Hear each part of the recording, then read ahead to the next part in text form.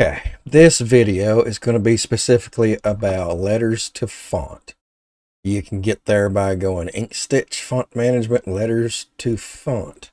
And what that does is you can purchase a font that has already been digitized on Etsy or one of my wife's favorite places is Designs by Juju.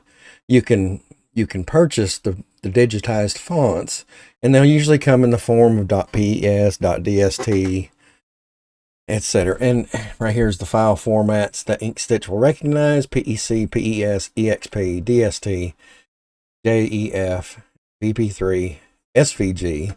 That's cool, because you can sometimes get those as a SVG, CSV, U01, PMV, and text, TXT. The one I'm going to be working with is a .pes file. I'll show you a couple things with the DST file. Fonts that my wife has purchased at some point, and now I'm using those to make this video. There's a couple of pretty important preambles before I actually start doing this. And if you read it right here, embroidery files need to have the name of the letter right before the file extensions.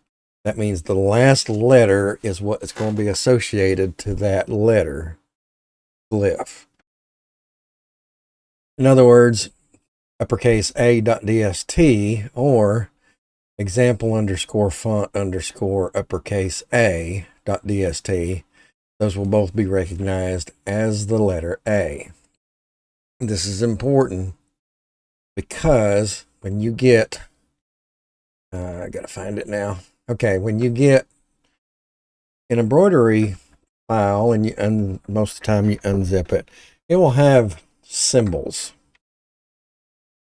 So as you can see, I don't know if you can see that, but question mark .pes is going to be associated with the letter K, not a question mark.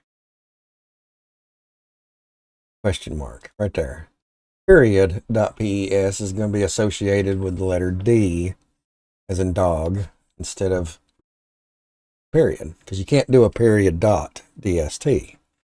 That we will have to fix after we import it, because you can't change those to the symbol. Like I said, you can't have a .dst. /.dst is going to throw up errors because programming languages don't like that sort of thing being brought in. So that's all going to be fixed. The other thing I want to show you, I'm going to do this outside of Inkstitch. So this is another font, and this is how it came in, with the folder being the extension. And if I go, I can do PES or I can do DST, either one of those, and then you open that folder, and then you have all these other options, and you can choose the size you want. So in this case, I'm going to make the icons bigger so maybe you can see and read. But these, I'll have to rename every single one of these if I want to use this font, because it says DBJJ Willis hyphen uppercase X hyphen LC to represent lowercase hyphen 2-inch .dst. Every one of these ends with 2-inch .dst. So I'm going to have my entire glyph chart are all going to be associated to the letter H. Yeah, that one will require a little bit of work. So that's one reason I'm not using that font for this little exercise. So I want to bring up another thing.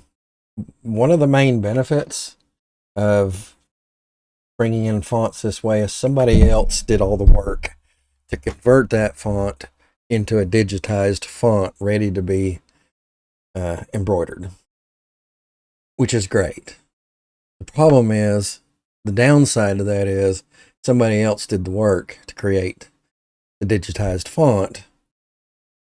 And what I mean by that is you can't really change it. The way an embroidery file works is it's just a list of commands for your machine. Your machine doesn't recognize a satin stitch or a E-stitch or straight stitch. Doesn't know what any of that stuff is. So your software, when you make a satin stitch, your software is just making move coordinates. Go to this position and make a stitch. And then this position, make another stitch. Back and forth into something that we recognize as a satin stitch. When you import or when you open up a digitized and an embroidery file in Inkstitch, it's going to read it exactly like your machine would. It's only going to read the stitch coordinates and the move coordinates. So it looks like a satin stitch, because I mean that's what it was programmed to look like. But you cannot go into params and make changes because it's a running stitch. It's not a satin stitch. And if I check satin stitch, it's going to give me an error because it is not what Inkstitch recognizes as a satin stitch. So this is just stitch points along a column to make what we recognize that as a satin stitch, which is fine, but you're stuck with whatever they did. If they did a really good job, like the 6 is beautiful. Let's look at that again. This, whoever did this digitizing, that's a very nice looking satin stitch, number 6. I like that. Okay, so I think I've got all my preamble out of the way. You understand the benefit is the work's been done for you. The downside is somebody else did the work for you. Other than that, everything's fine. And the process is not terribly difficult. So let's jump right into it. Okay, let's prep. So the main reason I decided to use this mini Arnie block is because the letters are correct. The file names are what I need. U.pes, uppercase T.pes. The only work that's set out for me in this is I have a folder for uppercase, folder for symbols, folder for numbers, folder for lowercase. So I have to bring all of those things into one folder. They all need to be in one folder. So I'm going to create a folder, call it mini Arnie. I'm going to open that up. I can split view on this particular file browser. I can just drag everything over. So I'm going to go into uppercase, Control A, select all, drag over, copy. Back. Symbols. Remember about the symbols. We'll have to fix those after we've done the import. But it's not going to recognize the words that these symbols are, but we can fix that. And then drag that over. Copy here. Numbers. Control A, drag it over. Drag it over. Okay, I think I undid that. Yeah, I undid that. I accidentally did a link here. Yeah, it's not what I meant to do. Okay. Here. Alrighty. So now I have a folder with everything in it. This one and close. All right. So that's done. Close that out and delete that. What else do I got? Something else running. Okay, close that one. Okay, so we're going to jump into extensions, Inkstitch, font management, letters to font. The file format is PES. Make sure you select the right one. I don't know how particular it is. And what did I do with it? Downloads, Linux, that one, mini Arnie. Okay. So I've got the folder selected. I'm going to hit select, hit apply, and go into our objects layers. And now we have lots of glyphs. So this is quotation marks, which you can see here is quotation mark. And it's assigned the letter K because, again, that last letter of mark is K, and that's what it understands. So we're going to change that. Just select, right click, rename layer, get rid of that K, and create the quotation mark. That's it. We're going to find each and every one of those that are like that. Okay, I'm not going to worry about trying to find those, but I am going to try to find a capital letter so that we can set M. M is good. M is good. I'm going to hide that quotation mark. I'm going to set this capital letter so that's right in the corner. About like that. And then grab this baseline, bring it up to the bottom of that letter. M is a good one to do this with, capital M. And we're going to base all of the letters on that. We want all of the letters to be sitting on that baseline. Once you've got that set, now you can set everything else as needed. So quotation marks, we'll put right there. Close that. Bring up the X. Set it down right there. So you could actually whip through these pretty quick, and they're almost all going to be in a different place. To get that baseline where you want it. The rest of it doesn't matter so much. And if it's too tall, don't resize it, because if the person that digitized it did a really good job of making sure everything was right, some of these letters are going to look really, really too big. Like this G looks too big. But considering push-pull compensation, it might be correct. You can come back in afterwards and adjust it if you need to. Just keep in mind that an embroidery file font can't resize a lot, but you can resize it a little bit. So I'm gonna hit my baseline with that, and then we're just gonna move on. And then Q, anything. Okay, Q is a good example. You want the Q to be down here. So you want that baseline.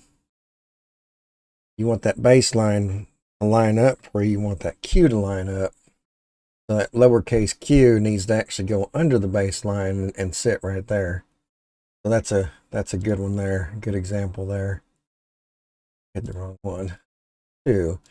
See, all these are. This is why you're putting them where they need to be, because they're all over the place. G, there's another one that you need to actually have under the baseline technically. So I'm not going to show you all of these. Actually, right. I need to get to here we go. Parentheses. That is. Open parentheses, yes. Okay. Open parentheses. This is another one of those where the last letter is an S. So this open parentheses got assigned to the letter S. Yeah, there's another example. Now this one, I don't know. This one I think I'm going to resize this one a little bit. That's just too big.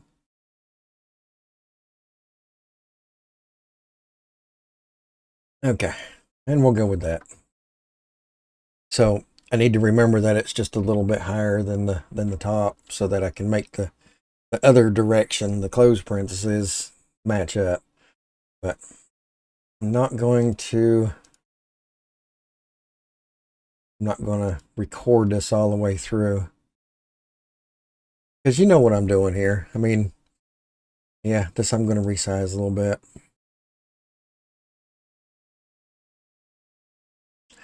And oh yeah. I forgot. Totally forgot. So this open parenthesis is assigned to letter S. You need to rename that to glyph layer dash open parentheses. Okay. Whew. Okay, see this glyph layer T is an @ sign. The last letter is a T, so it gets assigned as a T. Just do the rename glyph layer hyphen @ sign. So you know what I'm doing from here on out. I'm going to pause the recording, not subject you to it, the whole thing. But yeah, you basically know what I'm doing. And I'll see you at the other side of this. This won't take long. Didn't take too long. So pretty sure I got them all situated, all renamed, like this glyph layer here. That's 6. That is the apostrophe. You only have to rename the glyph layer and make sure you leave it to say glyph layer hyphen whatever it is. You don't have to rename the file, just that glyph layer. That's it. So now that we've got all that done, if you haven't done so already, go into font management and create your custom font directory. Put it where you know where you want it, easy to find, easy to get to, yada yada. I've already done all that, so I don't need to do that. I only need to go into save. I'm going to save this in 2 forms. One form as a backup, the other form as our right arrow stitch object. So first off, I'm going to save as, and go into my custom font directory, which is my documents and Inkstitch fonts. I'm going to create a folder, make that folder the same name as your font. Mini Arnie. Now I'm going to save this as an SVG. Mini Arnie. You won't use this file again unless you need to do some sort of a backup, restore, fix something, whatever. Now I'm going to save it as the one that we need to use, which is the right arrow. And I did figure out, thanks to Reddit, how to do a right arrow on Linux. So straightforward, it should be obvious to me, but I don't know why it wasn't. All I have to do is press Control-Shift-U on the numpad, type 2192. Is that right? And then Shift, yeah. And then Control-Shift-U again. It's so simple. So obvious. Yeah. So there's my right arrow SVG. Hit that save button. And now we're going to do the JSON Extensions, Inkstitch, font management, generate JSON. I'm going to actually leave everything at default. Change the name to Mini Arnie. Change the description. Set it as Mini Arnie. Don't really need a description because I can't give this file to anybody else or sell it because we purchased it. It's for you to buy somewhere else. She probably got it. I don't know where she probably got it. Never mind. So turn off auto route satin. Don't have that checked. Probably turn off reversible. It's not necessarily reversible. I don't have force letter case. I had that was set there because of that last video that I did on fonts. I did have force letter case. Min-max scale, that's fine. We'll do this and then we'll see what it looks like. Then we can adjust it from there. So hit apply. Oh yeah. Documents, Inkstitch fonts, Mini Arnie, forward SVG. Hit apply. It's done. So we should have it in there. And we can go straight into it if it's there. Lettering. Mini Arnie. Right there it is. So I'm going to go ahead and type mini Arnie. Arnie. Okay. So I'm just going to click on this mini Arnie that I just did. Going to preview that.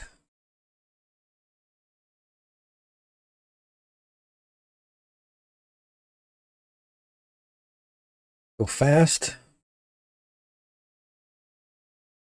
Get realistic. Print screen. I'm going to save as. Go into that Inkstitch folder, mini Arnie, and save as preview.png. Hit save. I'm going to open that containing folder. Right, well, open that and edit from here. So we're going to crop. I don't want to preserve aspect ratio. Thank you. Crop this down really tight. And then we're going to resize to, I think it was 300 by 20.